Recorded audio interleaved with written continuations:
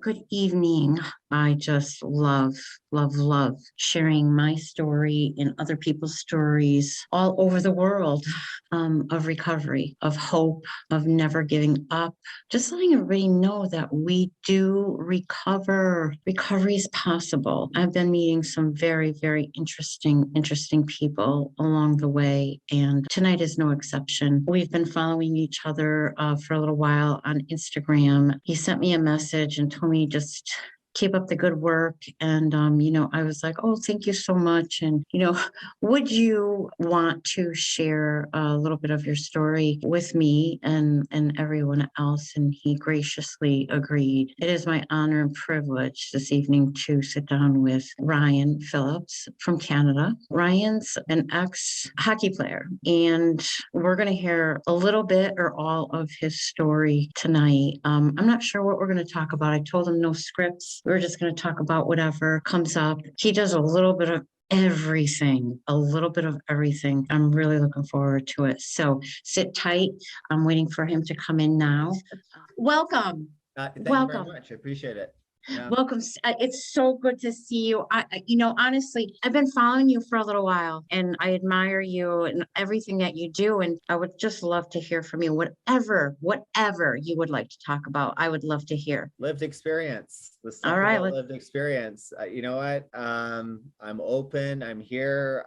I'm vulnerable. I just got out of psychotherapy mixed in with massive spiritual transformation. I don't even know if that does it justice. So, well, I love psychotherapy because it's soul therapy. I'm going to ask you this because it was one of those things where I told you, I wanted to talk about recovery and all this other stuff. I'm going through your Facebook and I'm going through your Instagram, and I don't see one time that you, like everybody else, I'm sober 20 days, I'm sober 20 years, I'm sober 6 months, which I love. And you don't do that. So I want to ask you. I used to do that. And, I clear as day remember, taking a 3-year sobriety cake with my mom. I remember clear as day taking a 2-year sobriety cake up in the interior of British Columbia, Canada, in front of 200 plus people. It was a huge celebration, which I believe that every day on earth that we're not using to the extent that probably led us to close to death. I know, definitely I died many times probably in my sleep, and, by the grace of something, greater than me, however you want to make your higher power out to be. Absolutely.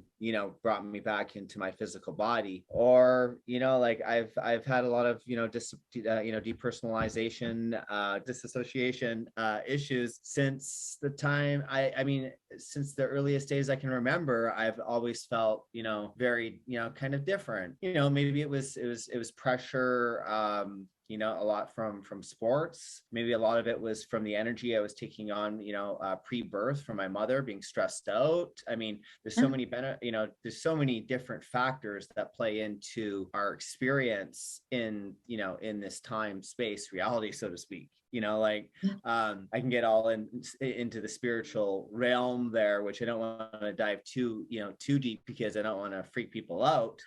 But it's just so much of it is just becoming your higher self. And when you become your higher self in all aspects, your perception of the world changes. And there's lots of highs and lows, and getting sober, eliminating alcohol and hard drugs out of my life, which I absolutely I've used everything. I literally from every psychedelic to more cocaine that could fill a barn, heroin, all of it. Just nonstop. It was that the hockey culture, and then obviously running my marijuana empire at the time. It was go. There was no off switch. There was never ever an off switch. And I've been to thousands of AA meetings. I went into recovery at age 27, so it's almost 17 years ago. I'm 40. I just turned 46, and I'm so blessed that I actually was able to make it to there. That was the start. And I was on this big pink cloud. I got a sponsor. I didn't know what I was doing, but then it turned out, my first sponsor ended up committing suicide. He was, they called him Miracle Matt. And so, unfortunately, he relapsed at just over 6 years sober. everybody wanted to be like him and have his quality of sobriety. And unfortunately, he took his own life. And that's one of the reasons why I don't post my dates and stuff and put too much emphasis on time. I post emphasis on quality. You know, it's the quality of your sobriety. I've met people that are 3 weeks off the booze that have had serious issues in their life, and no judgment here whatsoever, but I've been able to see more like almost like an intent of. It's so funny you say really, that. I say that all the yeah. time. I could look at somebody that has a couple of weeks or a month and I'm like, wow, they're going to get it.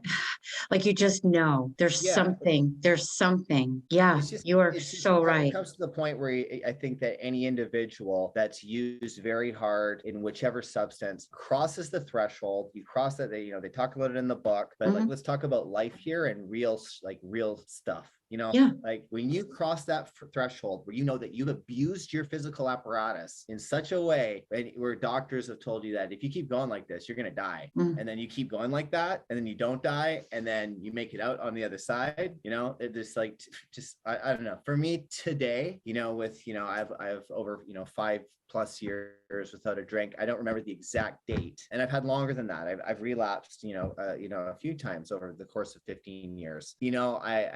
I'm really, just trying to not try to be in the moment in these times of incredible change that's going on in the world. Everyone is looking at it as such a negative at the same, because the emotions are amplified. Everything is just like, perpetuating. People are drinking more because of the isolation issues and whatnot. And my heart goes out to those people because I am an isolator. I'm a total isolator. And I am blessed enough to live with Cielo, who helped hook up this video and who's helping me heal through a lot of my post traumas as well. I think at the end of the day, we all need somebody to believe in us. And when you have people that believe in you, it makes it a lot easier to heal. And, because you have to allow that and trust that person. And so that takes me into the whole space of sponsorship and all that kind of stuff. I think it's very, very important that you choose the right sponsor that is going to benefit you in all aspects, because everybody's sobriety is different. It's the same but different, because at the end of the day, we just want inner peace at the end of the day, right? Absolutely. And be I able to pay it strive for forward and help others. Yeah. I love that. I love And this that. is Yeah. coming from a convict. This is coming from a convict. Bless your I broke heart. the law for a lot of years. I broke the law. Yep. And I hurt a lot of people along the way. Number one, myself, and hurting myself because I knew how many people that I hurt along the way. And you don't realize sometimes in the moment when you're at such a young age and when you're bringing in those large sums of money, you're living your life on an exterior level. You're not inner directed. And we have that disease of I heard you say this disease of more. I had the disease of more, and I also had the disease for I need love. Yeah. And when hockey didn't work out the way it was supposed to on Ryan's terms, I felt that I let down my community. I let down myself. How was I going to become successful? And all of a sudden, this plant falls on my lap, and the demand down in the United States was insanity at the time. I'm not the king of weed. I'm not. I'm far from the king of weed today. That is not who I am. I mean, I could write book upon book upon book with the stories in that game, and it was fun a lot of the time. I'm not gonna BS. I had some of the best times in my life, and some of my party days, my word, they were great until I crossed that threshold. And when I crossed that threshold is when I made the decision that I have to get out of that business. Drinking and substance abuse is done for me. I can't do this anymore because like it was like it's soul crushing.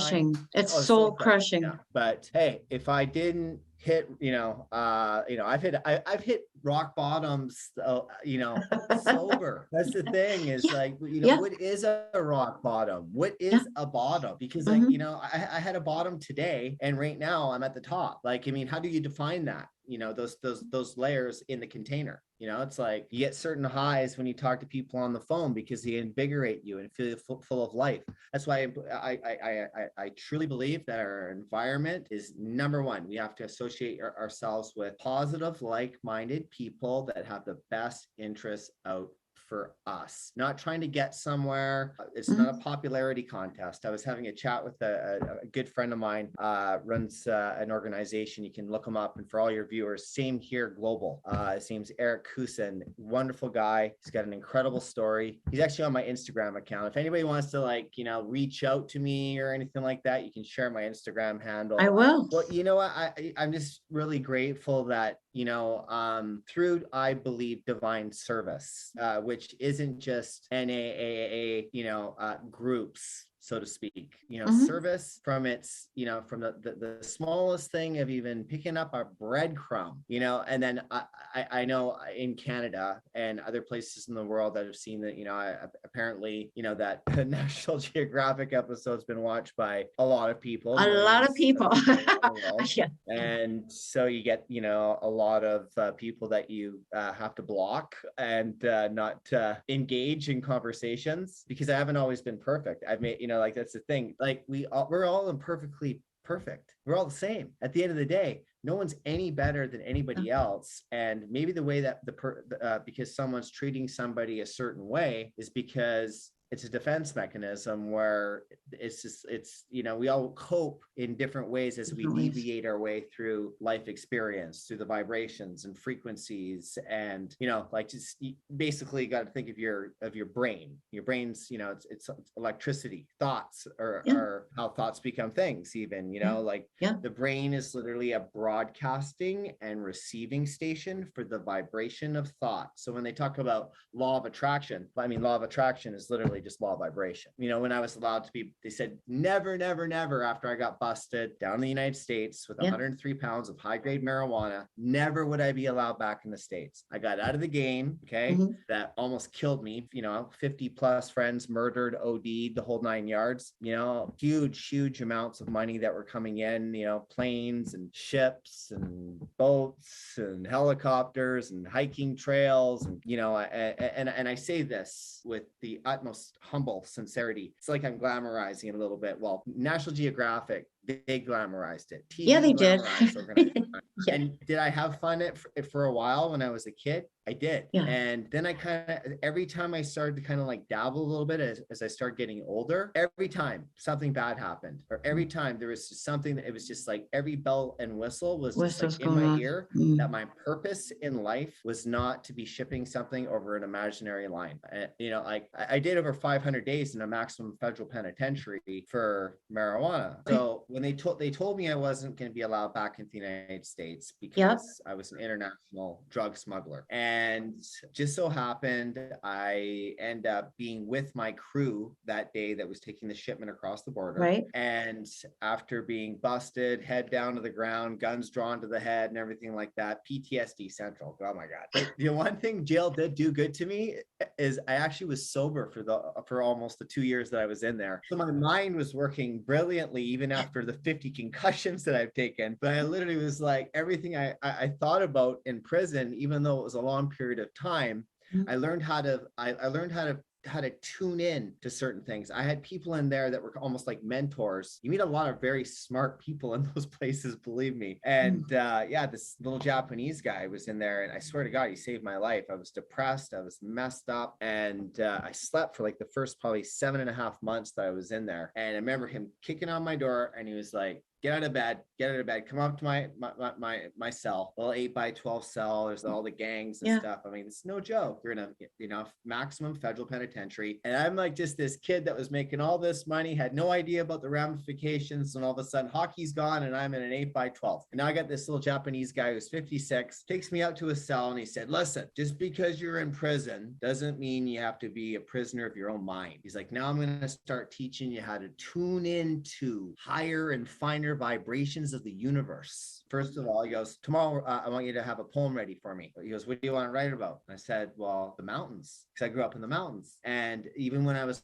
away playing hockey when I was younger, I was always really homesick because the mountains were my home. My grandfather always took me into the woods and taught me about the laws of nature. Okay. I resonated with those laws at a very young age. And so anyways, go to his cell next day and I had this poem and it was actually I was like, I know how to write poetry. hence later I Oh would, no. but yeah. So anyways, we started doing that. And, literally it was like, it's like, I think it was Dr. Wade Dyer that said it, whatever you think about, you bring about, whatever you focus on expands. And so I really just started, I started to look at prison as an opportunity. And, I didn't become a good boy right away after I got out. I didn't. But the way I got back down to the United States of America was through a principle known as autosuggestion, self-suggestion. It's the medium for influencing the subconscious mind. So I got a card out and I wrote on the card, I am in the present moment. I am so happy and so grateful for being allowed back to the United States of America so I can see my daughter again. And then on the back, I wrote divine service, love. And anyways, about 2 years almost went by, and I was doing a lot of traveling around and trying to like give back to different communities and whatnot. I was in Barcelona. I was traveling all over the world, but I'm over in Cambodia. I write this card and I diligently every single day with emotion. I read that. You remember that, book Think and Grow Rich by Napoleon Hill? Yeah. Okay, so there's a principle in there how to get or do whatever you want. And the book was written, it was published in 1937, but he took 25 years to study how men became successful. And it all came down to spiritual principles. And it was like, every adversity carries with it the seed of an equal or greater benefit. So the seed was in the adversity. That was me going to prison. So what I did was self-suggestion. It's like repetition of affirmations. I'm going to in the present moment. And the minute you start feeling it and understanding it, you become it. Whatever you think about, you become, kind of thing. I'm reading this card in the shower in the morning. It's laminated. I'm seeing the United States flag on the other side of the border. Like I'm listening to Katy Perry. I listen to Katy Perry, like California love, thinking like I'm gonna live in LA. I'm gonna be in LA for sure again. Oh my God, I love it. So I'm skipping rope. I get a phone call from this girl, actress lady, Serinda Swan, and Serinda's like, she's like, I see what you're doing with this return. We were doing a film on happiness. There's a film called Return to Happiness, and I produced it and funded it. I've never been to film school. I'm like, dude, let's just go into film about happiness and giving, and it'll write itself. And it did. I literally, I got the phone call, I'm jumping rope, pick up the phone. Do you want to come and do this bike ride to go for this foundation that helps with the eradication of human trafficking and sex slavery? And I was like, absolutely. Can we film it and we make it part of like giving back to people that need help? And she's like, absolutely. Let me, hook you up with a coordination director who's in New York City. Talked to her. She said, no problem. We got our film permits and all that. Diddly boo. And I kept reading that card, believing, being in that receptive mode. There was no expectations for anything other than giving back with that ride with 21 amazing people, 3 weeks in Cambodia, going across the country with these wonderful people, going into 5 different shelters. The day after I did that ride, I hate using that word, the day after we did that ride, I like it. The day after and just being in that flow of non-resistance, I said goodbye to everybody. It was really hard, a lot of tears, going in those shelters and realizing what happens to a lot of those kids and the seriousness of it. I want to talk about mental health. Holy crap. These little girls, huge in my heart. I mean, I don't want to get all emotional, but found out the next day, got a letter from the Department of Homeland Security. The very next day after doing the bike ride, the impossible became possible. 2 years of auto-suggesting myself and believing in myself and being of service with no expectations. I was granted a pardon. People probably get mad at me because I say this all the time because I've been on other shows and podcasts, but I really dislike the word humanitarian. I think that we should all just be good humans. Just be yourself. That's it. It's all you need to do. And the minute that you step out of like you and try to be somebody else, watch how you feel. And I think you're right. You said something in the beginning about a defense mechanism, being somebody or something that you're not, to show Yeah. somebody else because you want somebody to like you or you want to be accepted or validated. And it doesn't feel good if you don't feel good I about just it. wanted to be loved. Yeah. That's it. There's my full vulnerability. Have I made serious mistakes in sobriety with certain people that I maybe don't jive with or whatever, that, things could have happened this way or that way? Yeah. Yeah, I have. And I full responsibility for some of the Yeah. mistakes that I've supposedly made, or, da da da da da. We all run into people. We're all trying to just survive Yeah. in this world, especially these days. I want everybody to thrive. I love basking in other people's success. When I see a I good swear to God, person being I was so successful, shocked when you sent me that little note because we hadn't talked on Instagram. But you sent me this little message, keep up the great work. And I was like, oh my God, thank you. well, I Because mean, you gotta look out for the people that are on the same team, and you gotta yeah, it was congratulate. just so heartwarming. And it's like, I have found this lovely, lovely community on Instagram with the love Yeah, and support, and it's real. And I so appreciated that comment. It really meant the world to me. I'm not joking when I say that. thank It you. meant the world to me. See, Yeah, I now was that makes like, the world to me. so what, before we get off, I want to just ask you one more thing about your hat. Oh This shit. something that you're launching, and tell me where the inspiration came for it and what's happening with it. Cause I just saw a camo hat that I liked. I'm like, oh my God. You're gonna have to get one, eh? Yeah, we'll have to Yeah, get yeah. you. So I'm very, very extremely, I would call him my brother is a gentleman by the name of Brent Sopel. So Brent does a lot in the mental health arena. He's friends with Eric from Same Here Global. We got a nice little community of people that talk and whatnot amidst the athletes and beyond. Brent won the Stanley Cup in 2010 with the Chicago Blackhawks. Brent and I have teamed up and we've created with CLO English. It's called Divine Source Matter, and we all have infinite potential. We all have deep reservoirs of genius from within. So when you wear this, like, I got one on right now, and I got the beanie, and Yeah, got the whole thing going on there. it's a brand for everything. 10% goes to the Brent Sopel Foundation, which is for dyslexia and mental health. Myself with concussions and whatnot, we would really like to raise enough money, and you see where your money's going, to get more brain clinics going on with people that suffer from ADD, even addiction related issues and whatnot. So anything that's to do with health and wellness is what Divine Source Matter represents. The reason why I'm doing this is I love helping people. I could tell. That's where my heart is. And my heart is with the world right now. And I feel it. I feel all of it. I empathically just love you all.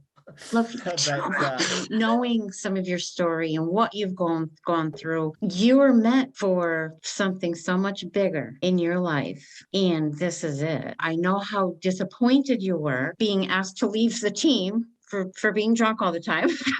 Oh God, And you're I like, what am I resent going to that do? What one. am I going to do? And this is the thing, like when we think that it's the end of the world and it didn't go our way, what, oh my God. And it's just that whole thing. Life happens when we're busy making other plans, and it's, I say God's will, higher power, We've been whatever. divinely guided. Divinely, you were meant for a higher purpose. I was gonna touch on it too. I'm not a cyclist at all, but I tried. Not a It's cyclist, funny but you how just broke. certain things set you up for certain moments of your life of like they're like defining moments of like, what the hell? And so that first one that I did led to the TED Talk. So now like I go from like the rural like countrysides of Cambodia with all these kids and stuff. Now I'm in like a dress shirt talking in front of 10,000 people. And I'm like, and What am I doing? Yeah. Yeah. Yeah. What am I I'm like, doing here? I How did said, this what do I happen? pick out here? I'm like, ex-hockey player, drug smuggler, Let's throw father, it all out there. Yeah. Drug humanitarian, smuggler, global alcoholic, drug addict. influencer.